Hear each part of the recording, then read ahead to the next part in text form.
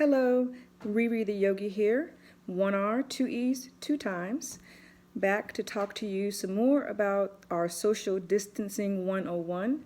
And before I get started today, let me give you my disclaimer to let you know that I am not a medical doctor. I am not a licensed therapist, nor did I stay at a Holiday Inn Express last night, but I'm just here to give you my opinion and share some tips on some things that worked for me, and they might work for you. With that being said, today I want to talk about emotional eating. What is emotional eating? What can I do to not start it or stop it? And how does it benefit you? So first, what is emotional eating? Emotional eating basically is eating when you're not hungry for whatever the reason may be. That could be stress, fear, anxiety, trying to find a form of comfort, various reasons out there. That's what emotional eating is. Eating when you're not hungry and when your body does not necessarily need food at this time. How can I stop emotional eating or not start emotional eating?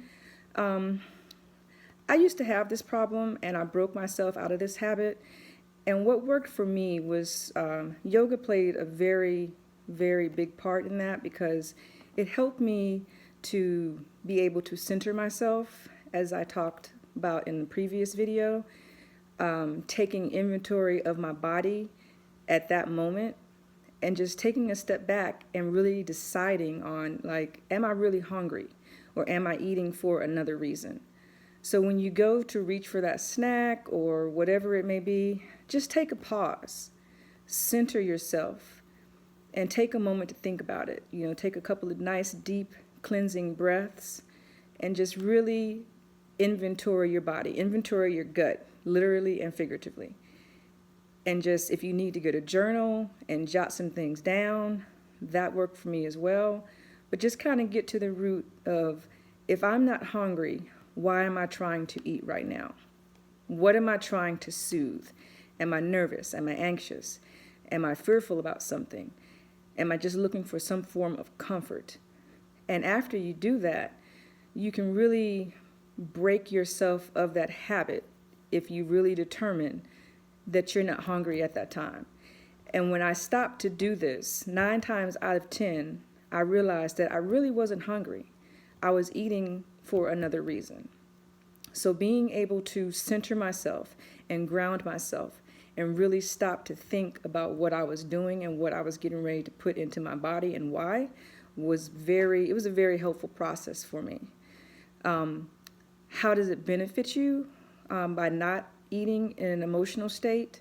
Well, obviously it helps with your weight, but it also helps you mentally because you don't have that short-term high that you get from the emotional eating.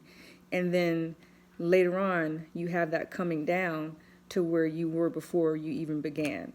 So you don't have that cycle going on in your body. It just clears your mind.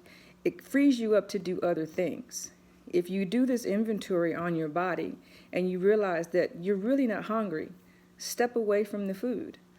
Go find something else to do, whether that's reading a book, going for a walk, spending some time with your family or your pets, doing whatever, gardening, whatever it is that you like to do. Take some time out and go do something else instead of, having that Oreo or Oreos or whatever the case may be.